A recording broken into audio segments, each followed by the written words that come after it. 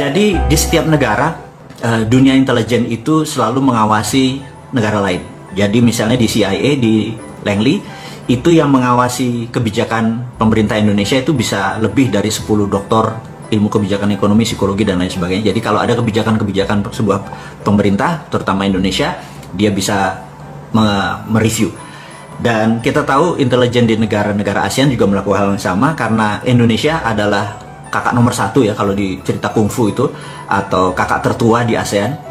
Jadi setiap kebijakan yang dilakukan oleh pemerintah Indonesia pasti dimonitor oleh negara-negara tetangga kita. Jadi saya nggak tahu apakah di Indonesia masih segitu sensitif dunia intelijennya atau dunia shadownya, apakah masih mereview kenapa Filipina kemarin menyatakan mendukung Cina bukan mendukung Amerika.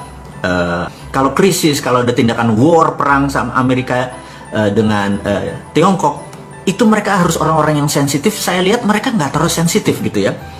Jadi sementara kata-kata sensitif itu kata-kata yang penting, sehingga saya harus mengingatkan sekali lagi kepada para menteri, bukan para presiden, bukan pada Pak Presiden, bahwa kepada siapapun, para menteri, Anda yang dimarahi oleh Pak Presiden, Anda punya rasa, bener nggak?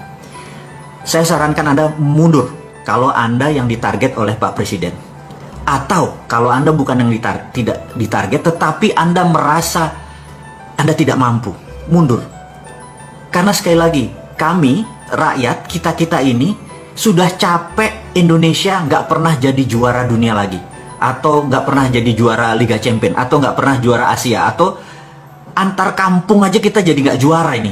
Gitu. Jadi saya pikir sebaiknya kalau lagi pertandingan bola, menteri-menteri yang ditarget atau merasa dirinya tidak mampu, mundur gitu ya.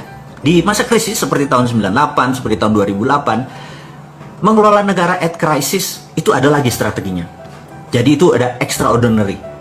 Sahabat semua, saya mengingatkan saat ini bukan lagi negara atau dalam dunia dalam keadaan krisis atau krisis, tapi dunia at war. Itu kategorinya berbeda.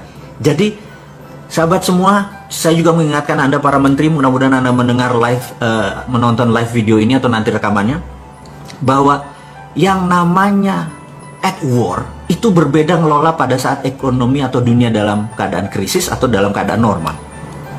Anggaran Menteri Pertahanan di Indonesia, anggaran militernya di Indonesia adalah 135 triliun rupiah, atau kalau didolarkan adalah 9 billion dolar.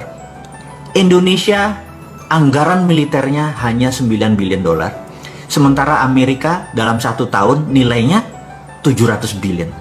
Sahabat semua, saya sekedar mengingatkan bahwa jika seluruh anggaran militer dunia digabung, Tiongkok yang 200 billion, Jepang, Korea Selatan, Australia, semua di total, itu masih lebih banyak anggaran militer Amerika.